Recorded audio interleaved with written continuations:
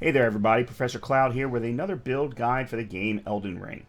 In previous build guides, the two previous that I've done, they have been very geared towards brand new players. Players who wanted a little bit more information going into playing Elden Ring to help them be more successful at the beginning, hopefully to then stem off some of the frustration that comes with this game if you're not used to playing FromSoft games.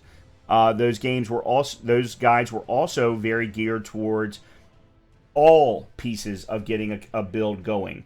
Finding runes, finding smithing stones, knowing exactly which early game weapons and armor to use, and things like that.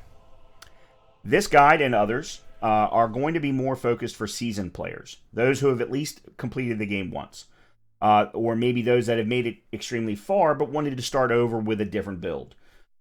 Those who already have an understanding of locations, of bosses, of what things make up a build, the talismans, the weapons, the armor. But we're also going to focus on very location-driven videos, each one of them tied to a specific continent. And I will be focusing on only those things that are really required for the build. So I'm not going to worry about how you go get your runes. You know where they are. You know some of the really cool places to go and get them. You probably know where smithing stones are, which caves to use. But I am going to go and focus on things that are really important for the build. What weapons you need, spells, talismans, where you might want to get easy memory stones if you're a wizard player, somber stones if we're focusing on using somber-based weaponry, and so on. This build guide will be a Dex Int-based battle mage. Now, when you hear that, you go, really? And yes, really. I got the idea from Lobos Jr., who did it in a run of his, and I am actually using it in a run of mine that I'm getting ready to wrap up right now, the All Lore, All Paintings, All Legendaries run.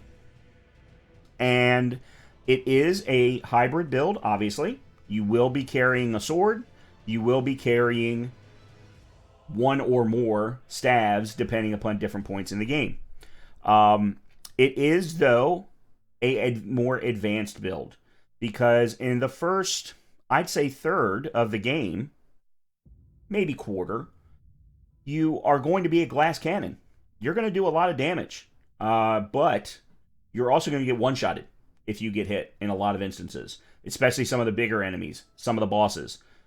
So you're going to need to make sure that this is a build that you really want to try and really put some time and effort into.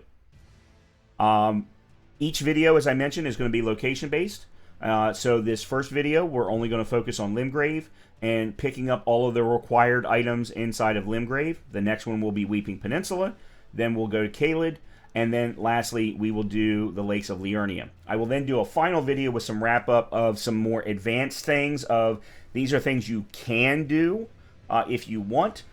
And the reason why I say they are optional is because everyone does their runs a little bit differently. They may want to experience certain storylines that those optional areas might break for them. Things along those lines. And I don't want you to focus on doing those unless you truly know what your run is going to look like.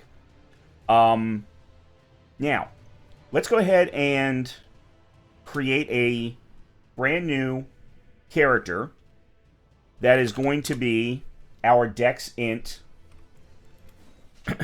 Battle Mage.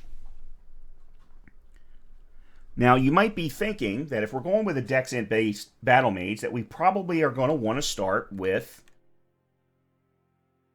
the Prisoner.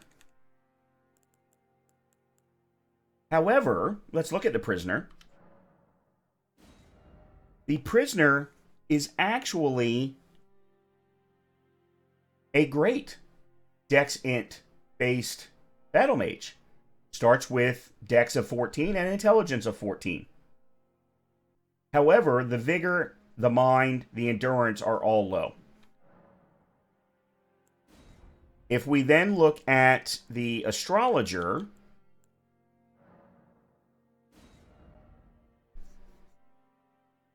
the Astrologer actually ends up being a better overall Dex Int starting point. The Astrologer does come with a short sword, so the weaponry might not be as good from a weapon perspective, but the Astrologer also comes with a better starting spell of Glintstone Pebble, that the prisoner does not have. And although the dexterity isn't as high, the intelligence is 2 points higher. Therefore, you're going to be able to use magic much, much faster. So what it really comes down to is, do you want to start with melee first and build that up, and then come back and build up magic second? Or do you want to build up magic first with dexterity second? Now, my recommendation for this build is a 2-to-1 ratio of intelligence to dexterity.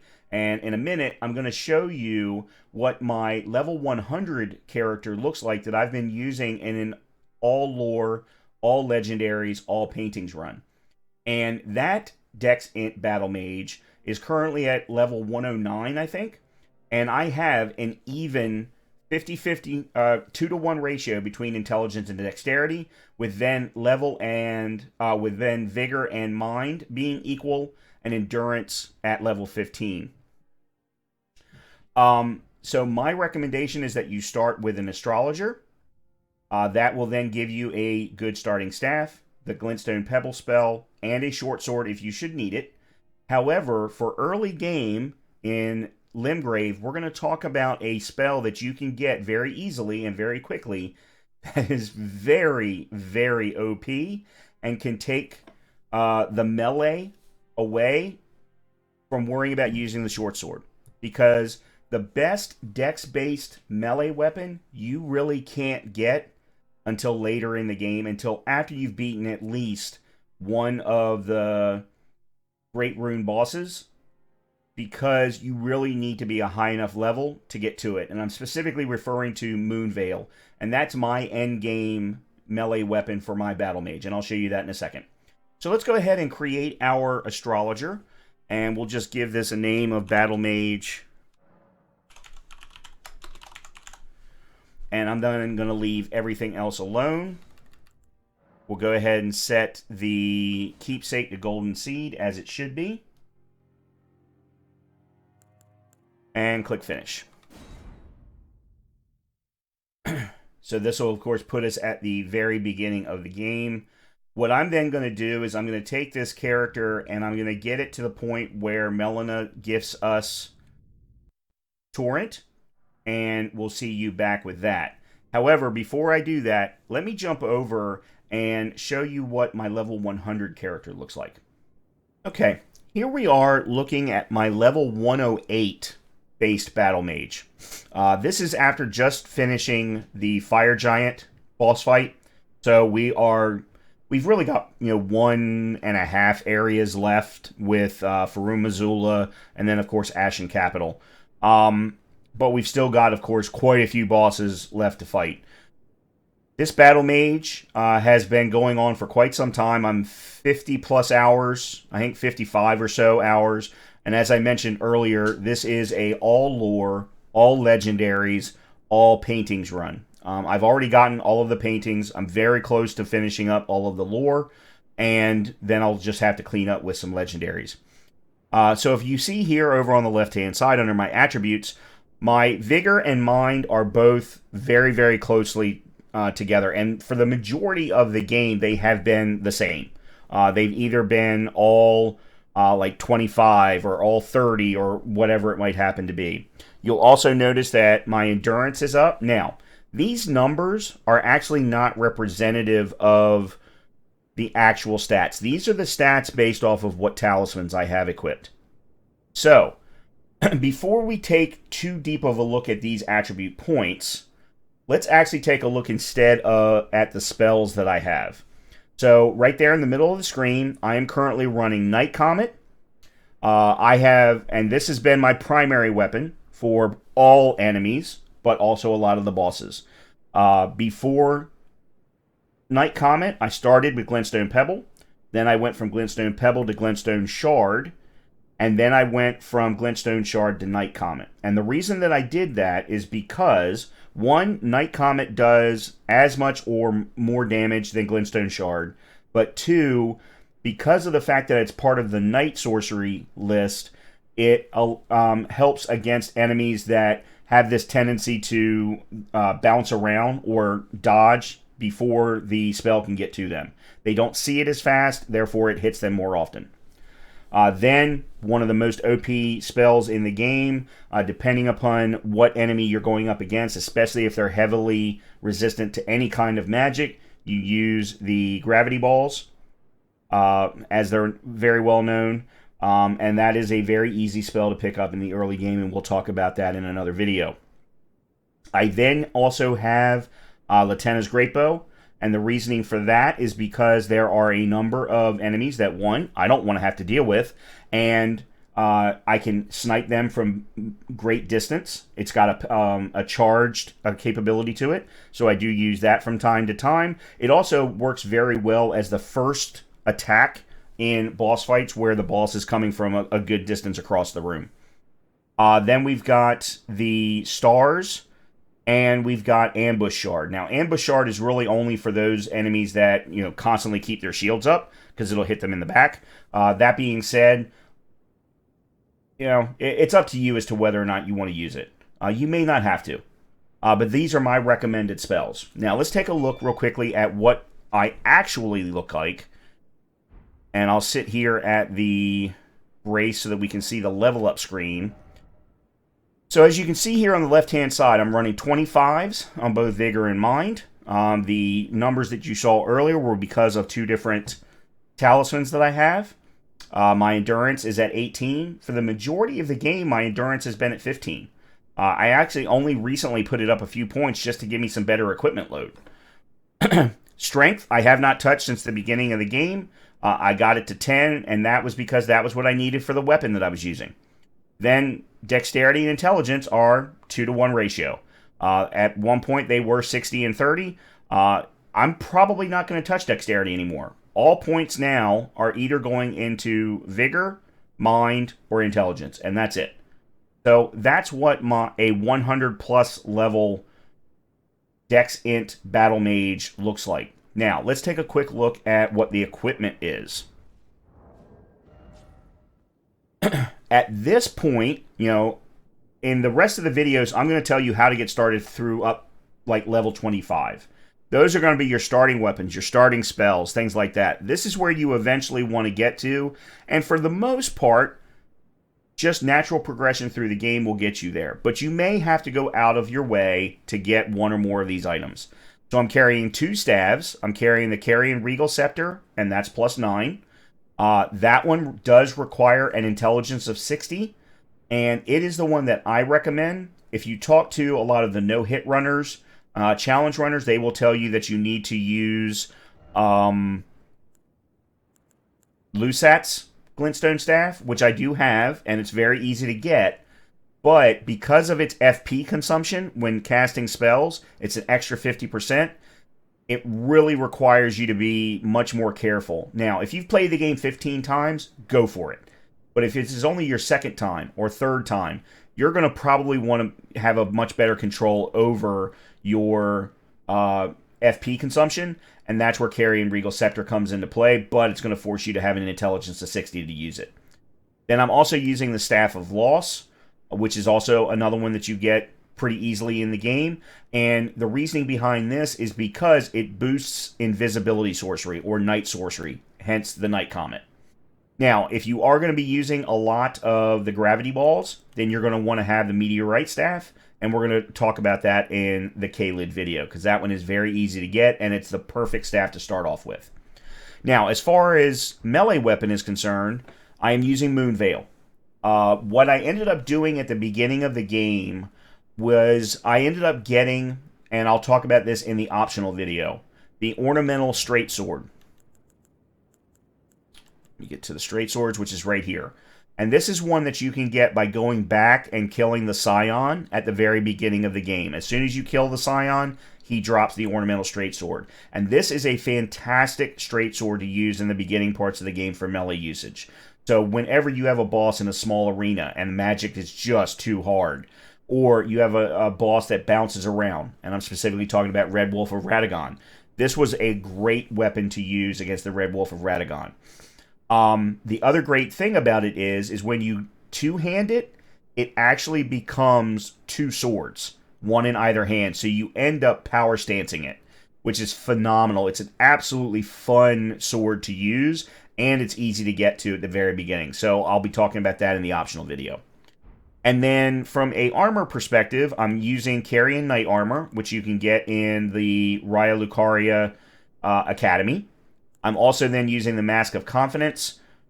Oops, didn't mean to do that. Sorry. For no other reason than I thought it looked cool. It doesn't give me anything special, but it does look pretty cool. And then from a talisman's perspective, now obviously I have all 4 talismans unlocked. This is, I'm past Morgott. So I'm using the Stargazer Heirloom for plus 10 of intelligence. I'm using the Graven School Talisman, which you get in the Academy, which raises potency of sorceries, therefore increases attack damage. I'm using the Cerulean Amber Medallion to increase my maximum FP. And I swap back and forth between Radagon Sword Seal if I know I'm going to be doing some melee work, or I use Marika's Scar Seal, because I haven't gotten her Sword Seal yet, if I'm going to be just pure range and pure magic. So I swap back and forth depending. But this is late game. This is level 108. After Fire Giant, you've had access to get to pretty much everything.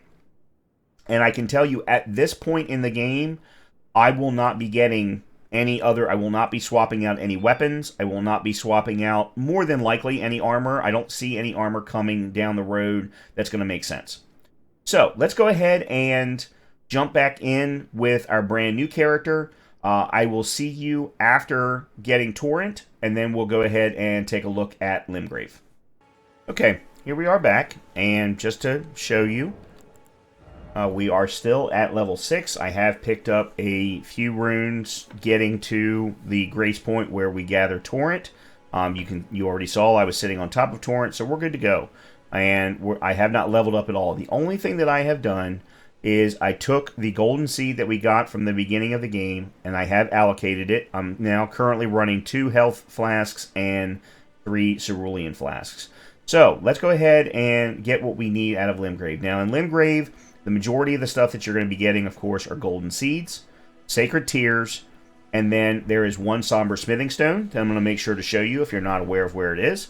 And then we're also going to pick up a scroll that is going to give us a phenomenally good starting spell that you can use to replace the need for the short sword until you actually get the ornamental straight sword.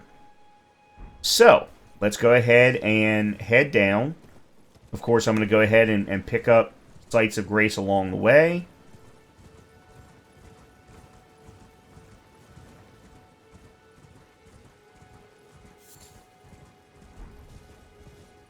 Such as this one.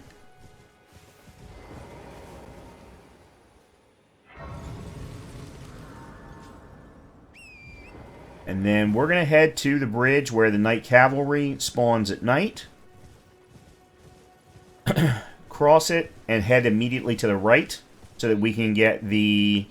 You there. Could you help us out, Cully? No need for us to talk to Bach right now. But yeah, we're going to go ahead and pick up the Somber Smithing Stone 1 that is available in Limgrave. Just picked up a regular smithing stone. And again, and I said this at the beginning, this is just a recommendation for how to get started with this type of a build. So right here is where you can get a Somber Smithing Stone 1. At this guy sitting on a chair. And the great thing about this is by grabbing this, it means that we are also right near the Site of Grace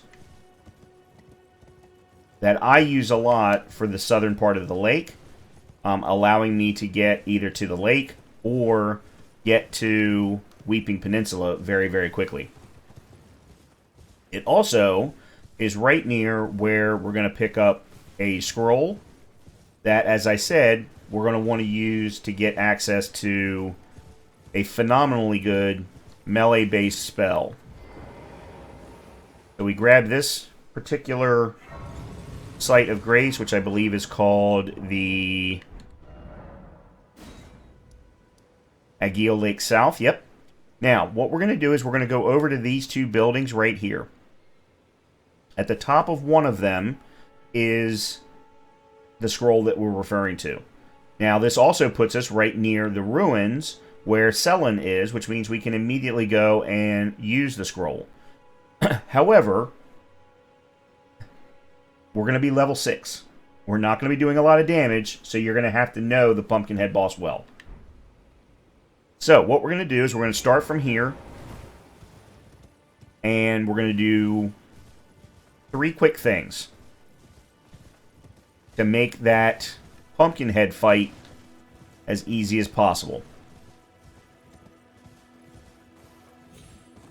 First is we're going to come over to the left, and we're going to grab this graveyard and the runes within. And if you've played the game once, you know the value of the graveyard, or the sarcophagi.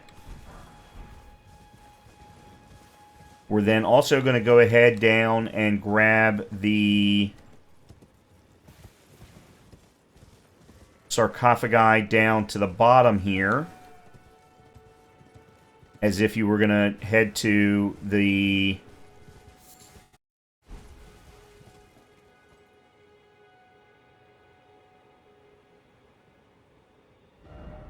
head down to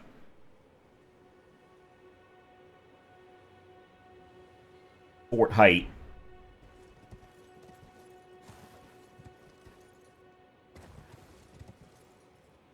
Now, it's up to you as to whether or not you want to kill the wolves. You don't necessarily have to.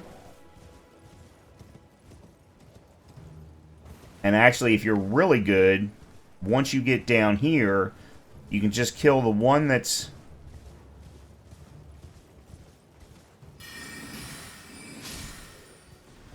right there in front.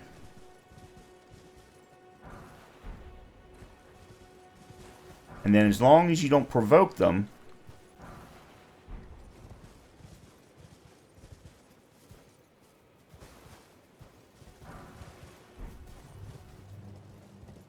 which unfortunately I have now done.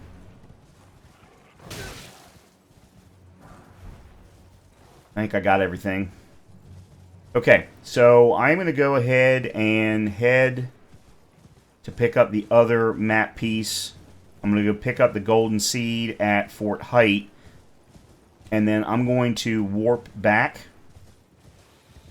to the Aguila Lake South site of grace.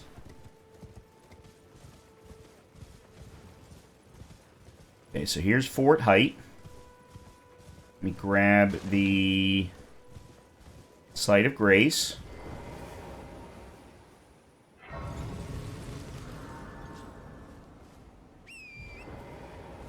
Let me go grab the golden seed.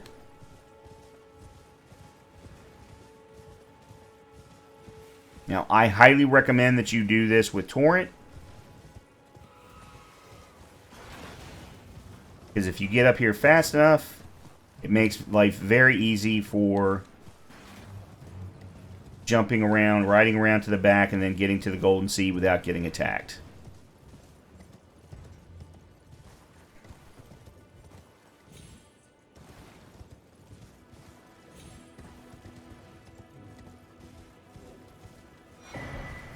And there we go. Now I just got to get out of combat.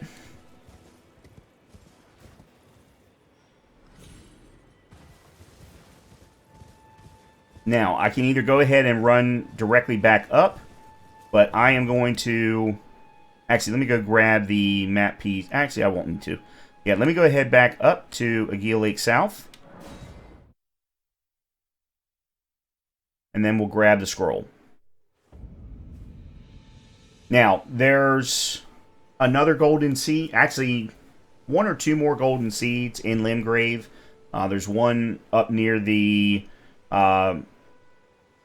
shack where you meet Roderica. Hopefully you know exactly where I'm talking about. That's not necessary. I mean, you should get that anyway. Everyone should know to get that at the beginning of the game.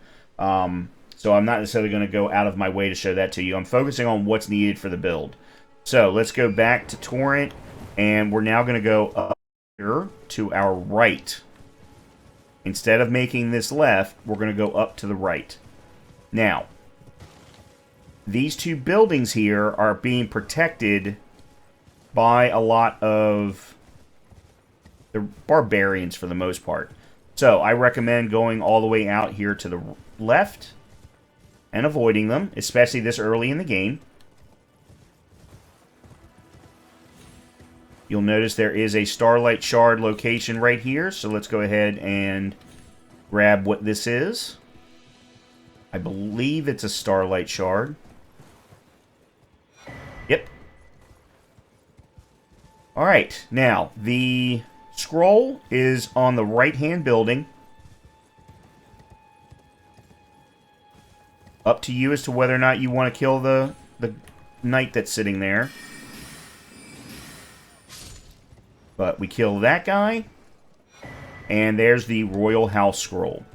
Now, the Royal House Scroll has, I believe it's either 2 or 4 spells associated with it. And the one in particular that we're going to want to get access to early is the Carrion Slicer. It basically acts as a one-handed longsword. It is very fast and does tremendous damage, especially in the early parts of the game. I have actually watched no-hit runners who do sorcery only, and they will use that spell almost exclusively for bosses in the early parts of the game. And definitely against any enemies that are needed. Once we've left that building, we're then going to head to these ruins that are completely, covered with poison blossoms. You should know exactly which ones I'm talking about. I'm talking about the Waypoint Ruins. And make sure that you know where the entrance is, because you do not necessarily have to battle the poison blossoms. So let me go ahead in. And actually, before we do that, I'm going to go back to Aegea Lake South. And we're going to spend some runes, get a few points of intelligence in, maybe even a point of vigor, so that we don't go in there feeling like, we are in fact going to get one shot. But we are going to have to rely on Glintstone Pebble. So, let me go ahead and use all of these.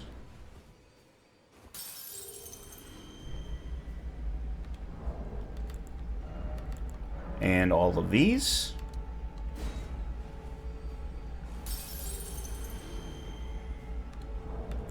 And all of these.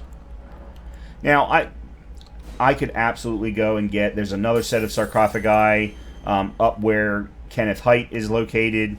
There are certainly more runes that I could get a hold of. I could go kill some other individuals. It's completely up to you as to how comfortable you are in the game. I just did get that additional flask, so let me go ahead and add that. And allocate the... Actually, I'm going to leave it at 3-3. I think 3-3 is going to be good. Then we go ahead and level up. Now, I'm going to go ahead and put my Vigor to 10. But then I want to put points into... I'm going to put another point into Endurance so that we can, bounce around. And the rest of it, I'm going to put into Intel. So there we go. We've already got our Intelligence up to 20. So I have no talismans. All I have is the Starting Staff and Glintstone Pebble. And that should be enough. Should be. I hate the Pumpkinhead boss, so I cannot guarantee that I'm going to beat him first time. Cannot stand him at all. I hate his moveset.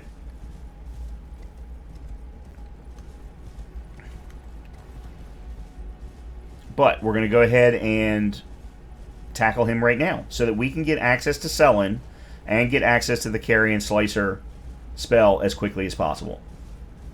It will certainly make lives a whole lot simpler when we get to the second, third, or fourth videos.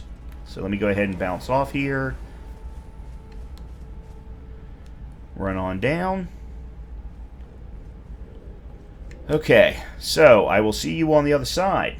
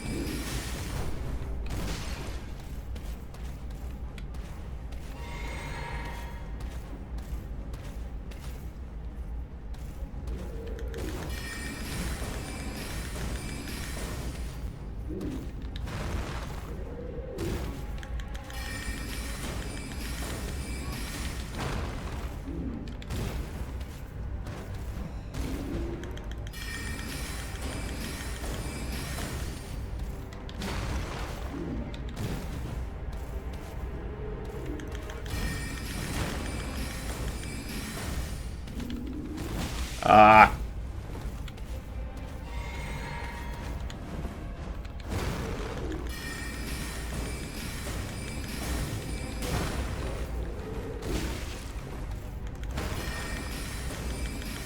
There we go. Wasn't easy, and I did get hit a few times, but I never had to use a healing flask, thankfully. So we go ahead and grab this. I'm going to go ahead and sit, just because I can. Matter of fact, I've got at least enough runes to level up one more time. So what I liked to do is, my plan was to get intelligence up to 25, vigor up to 12, maybe 15, endurance to 10 or 12, and mind at 15 was going to be fine. As long as I did that, in other words, level 25, I think I went in it with like 30 intelligence, so that I really was able to do some really good, strong damage against Margit. But of course, that meant that I also needed to know Margit's moveset. I do happen to know Margit's moveset fairly well. I'm not perfect at it by any stretch of the imagination. But I'm going to go ahead and put a point here into Vigor. But I can guarantee you I will have intelligence at 25 or so by the time we get to Margit. So, here's Selin. Tarnished, are we? I wonder you should turn up here. Alright, let me go ahead and work through here. I want to learn sorcery. Well, if one must choose, I was ex-as a reviver. You still with? And then I still want to learn. Very well, but I refuse to anticipate. And then we're going to give her the scroll. Is that a scroll? Very well. I'll be sure to incorporate. Never lose that. So by doing so, we can now get... Where is it? There it is. Carrion Slicer. For 1,500 runes, which, now looking on it, I probably shouldn't have spent my runes just now. But 1,500 runes, and I can very easily purchase this. And this is a phenomenal weapon, or phenomenal spell to use. It only consumes 4 points of FP. Therefore, you can just sit there and swing away. It's very, very fast. It's faster than most melee weapons are. So it is a phenomenally great replacement for early game and even a little bit of mid-game melee when you are forced into those scenarios. And I can certainly think of a number of those scenarios, including, as I talked about, Red Wolf Radagon. However, with Red Wolf Radagon, because he is resistant to magic, you still usually want to have some kind of a regular melee weapon. So, that is really all that you really need to focus on for Limgrave with the Battle Mage build. Now, obviously, you want to get any other Golden Siege, you want to get all of your Sacred Tears, and you certainly want to get the Flask of Wondrous Physic. But there isn't really anything else in Limgrave that's specific to the Battle Mage build. So in the next video, we'll take a look at Weeping Peninsula and what we're going to want to do there to help our build out. We're going to want to be getting three primary things: a Somber Smithing Stone 2, a Memory Stone to give us more spell slots, and the Ambush Shard spell. After that, we'll go on to Caelid, and we'll get our new staff, which is going to give us much, much, much better intelligence scaling. We'll also get the Rock Sling spell, or the Gravity Balls, as a lot of people like to call them. And those are both very easy to get a hold of inside of Caelid. We'll, of course, gather anything else that we want to from Caelid, assuming you don't mind taking the risk. And then we will head on to the Lake of Liurnia. So, hopefully I'll see you in the next video, and I hope that if you are enjoying this content, please make sure to hit the like button, please make sure to hit the subscribe button, and I'll see you in part 2.